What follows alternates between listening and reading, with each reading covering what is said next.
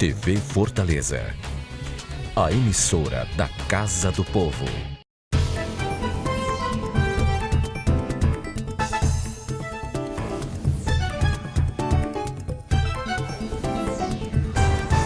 Olá, estamos iniciando o plenário da cidade pela TV Fortaleza, a emissora da Câmara Municipal. E no programa de hoje eu vou conversar com o advogado e professor universitário Rafael Castelo Branco, ele que é vice-presidente do Núcleo de Estudos em Direito do Trabalho da Escola Superior de Advocacia, da OAB. Doutor Rafael, muito obrigado pela sua presença. E, embora se trate de um assunto acadêmico, mas o trabalho sempre envolve todo mundo, né? E como é que esse núcleo foi organizado e como é que ele se estruturou e está agindo, uma vez que eu imagino que seja um núcleo assim que não vê o trabalho na questão assim ideológica e muito menos partidária, né? Sem Bom dúvida. dia. Bom dia, Paulo. Bom dia a todos os telespectadores. Na realidade, esse núcleo ele surgiu da necessidade de se discutir coletivamente as mudanças, né? A gente sempre costuma falar, inclusive nas aulas, que o direito do trabalho, assim como outras searas do direito, elas estão sempre em transformação, né? Se você for analisar o panorama do direito do trabalho no último século, por exemplo, a gente vai ver que muito do que a gente tem como direito hoje foi produto de lutas, né? De discussões do movimento sindical e de outros movimentos. E principalmente no cenário de reforma, Paulo, fica muito latente essa necessidade da gente ver o que de repente está mudando, se essas mudanças eventualmente são favoráveis, quais são as dificuldades.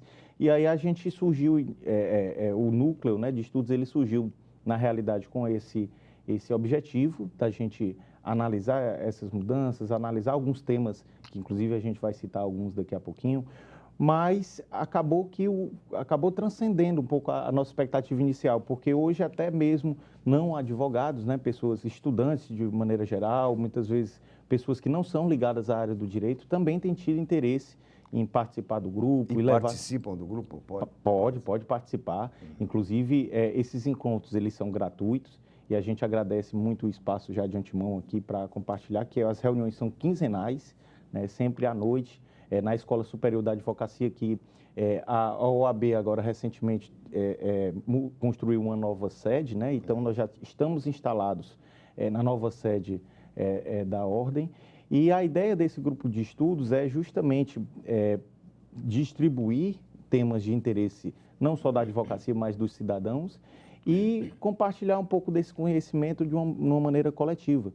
Então, por exemplo, discussões desde direitos, né? Por exemplo, o cálculo de horas extras, as decisões mais recentes, né, no que tange ao direito do trabalho, e até mesmo temáticas afins, como direito previdenciário e outras temáticas. Exatamente. E o ano passado, em novembro, passou a vigorar uma reforma trabalhista, né, feita pelo governo Temer, e o que surpreendeu foi que essa reforma ela não foi debatida entre os empresários, entre os trabalhadores, entre os sindicatos, é uma coisa que veio meio de cima para baixo. E qual a sua avaliação dessa reforma que hoje já está vigente? Na realidade, a gente compreende que o próprio processo de construção da reforma é um processo que realmente ele pode ser criticável. A gente sabe que tanto a seara do direito do trabalho, como a seara da previdência, como a seara tributária, são temáticas, né, são eixos jurídicos que muitas vezes têm que necessariamente passar por alguns ajustes, passar por algumas reformas, até porque o próprio direito ele não é imutável, né?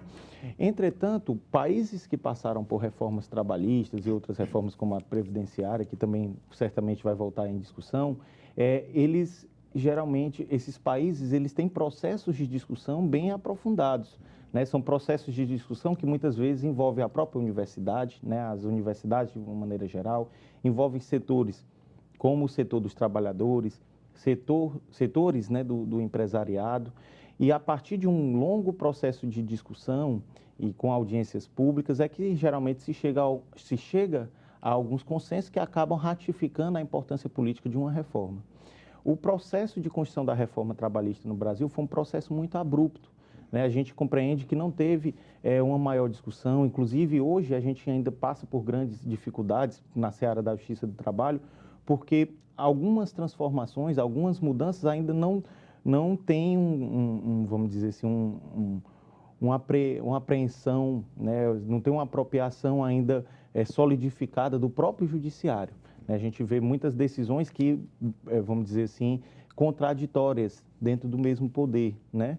Então, isso decorre justamente desse processo. Inclusive, tem um dado importante que, após a reforma trabalhista, nós tivemos uma redução de cerca de 45% no ingresso de demandas trabalhistas em todo o país, né? Ou seja, de uma certa forma, a gente tem sentido, pelo menos nesses primeiros meses, que o trabalhador, de uma forma geral, ele talvez tenha caído, ele tenha atribuído à justiça do trabalho um descrédito, né? Então, isso é preocupante.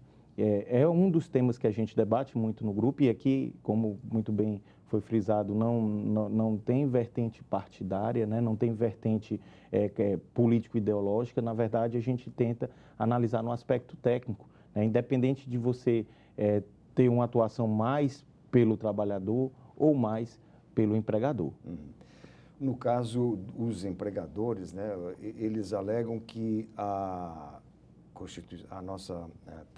as leis trabalhistas, a CLT, ela onerava muito. Isso aí confere ou não?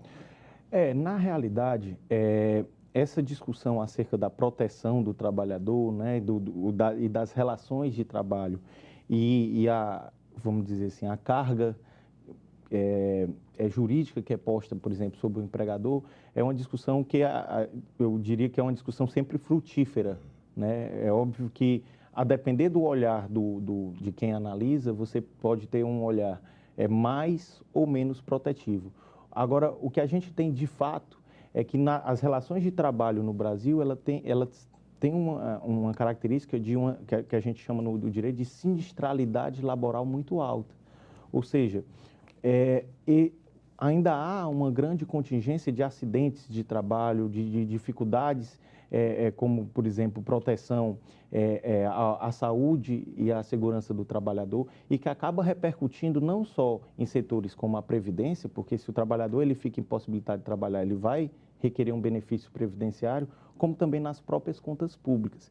Acho eu que o Brasil ele deve avançar no sentido de proteção, talvez não somente legislativo, mas principalmente de fiscalização.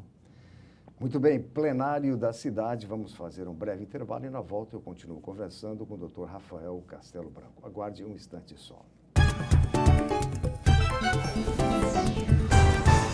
Fortaleza, bicicletar, ciclofaixas e ciclovias da Prefeitura.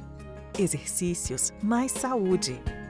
Novas praças, areninhas e academias da Prefeitura. Prevenção é saúde. Ecopontos, combate à dengue e prevenir acidentes no trânsito. Estamos de volta com o plenário da cidade pela TV Fortaleza. Estou conversando com o Dr. Rafael Castelo Branco, ele que é vice-presidente do Núcleo de Estudos do Direito do Trabalho e da OAB, da Escola Superior da Advocacia, e também ele é presidente da Comissão do Direito da Pessoa Idosa, também da OAB. Doutor Rafael, continuando, né? Por exemplo, assim, eu conheço uma pessoa que teve uma empregada doméstica e trabalhou 4 meses, com carteira assinada e tudo, e depois ela não deu certo e demitiu. E para ser demitida, em 4 meses, no caso dessa empregada, ela ganhou o equivalente quase a 2 meses de salário, né? E a pessoa achou demais, não sei o quê, mas pagou, né? Tem essa questão também que, às vezes, para demitir é muito caro, para contratar também é caro. Como é que sai dessa equação? O grande desafio que está posto ao empregador, e aí você fala de uma das modalidades das relações de emprego, que é realmente o vínculo doméstico, um dos desafios é realmente fazer um balanço da viabilidade da contratação do profissional. A gente tem aquele ditado aqui no Ceará, né, que é da cultura regional, de quem não pode com pote, que não segure com a rodilha, né? Mas, assim, trazendo mais especificamente sobre a questão das relações de trabalho, é interessante que o empregador também faça um planejamento dos impactos daquela relação de trabalho, os impactos financeiros daquela relação para com as suas contas, né? É óbvio que ao empregador ficam algumas obrigações, como, por exemplo, o depósito de FGTS, né? As responsabilidades previdenciárias, os próprios direitos em si, como, por exemplo, o 13º, as férias e outros direitos mais. Mas o empregado também tem que cumprir as suas obrigações, né? Sob pena de uma demissão, por exemplo, por justa causa. Então, pontualidade, assiduidade, compromisso para com as regras, né, da empresa.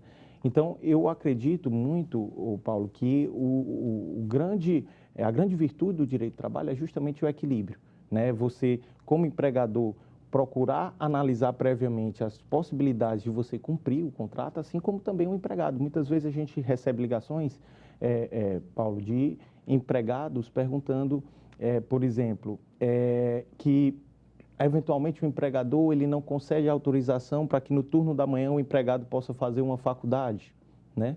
E aí ele pergunta, doutor, isso está correto? Aí eu digo, olha, você firmou um pacto de trabalho que estaria exercendo as suas atividades laborativas pela manhã.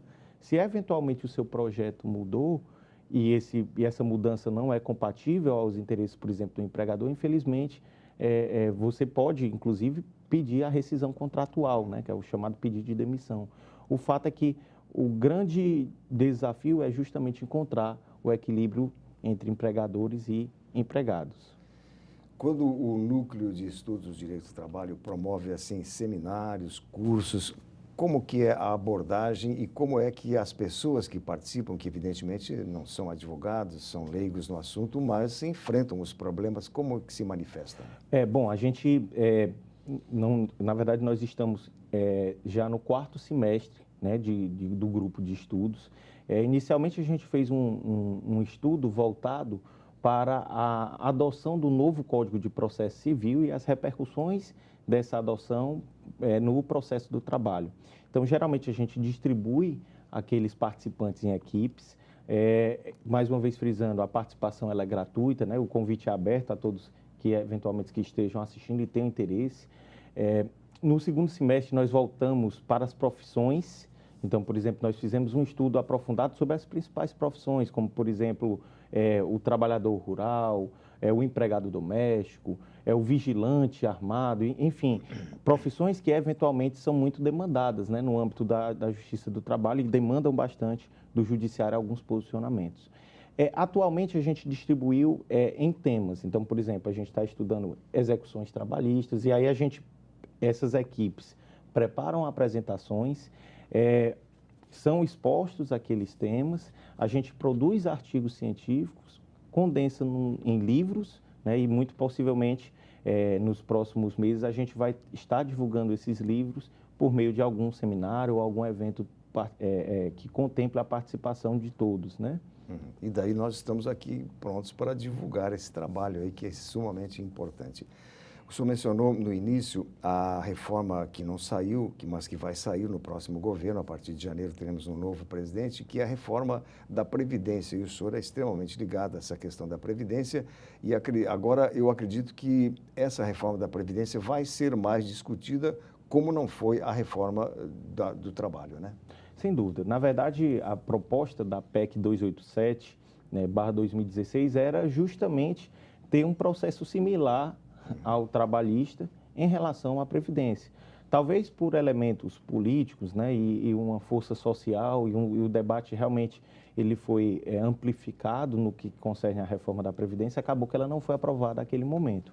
Mas certamente ela vai voltar nos meses iniciais, e eu acredito uma visão individual que, independente do presidente, esse tema ele vai voltar à tona. E a nossa percepção, Paulo, é que realmente a Previdência ela deve passar por alguns ajustes, mas não em cima dos termos que tinham sido propostos, né? Inclusive a OAB, não só na perspectiva estadual, mas na perspectiva nacional, ela se posicionou contrária ao projeto, por entender que há muitas outras possibilidades de reforma que não somente a restrição de direitos. Para você ter uma ideia, os grandes devedores da Previdência, em nenhum momento eles foram afetados, eles foram ameaçados pela reforma, né? Então, a gente acredita que mudanças precisam ser feitas, mas que é de fundamental importância a gente pensar em outras possibilidades que não somente a restrição de direitos. Exatamente. Dr. Rafael Castelo Branco, muito obrigado pela entrevista e pelos seus esclarecimentos aqui, ligados tanto na Previdência como o direito do trabalho, que o senhor é o vice-coordenador do Núcleo de Estudos do Direito do Trabalho da Escola Superior de Advocacia aqui do Ceará. Muito obrigado, Paulo. Agradeço a todos. Dizer que é sempre um prazer a gente vir ao seu programa. Certamente o Núcleo vai trazer novidades em breve.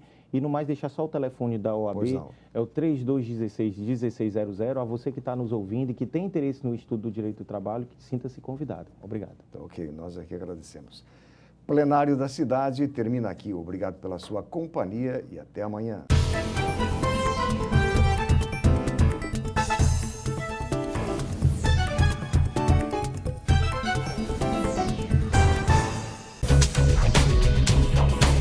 TV Fortaleza, a emissora da Casa do Povo.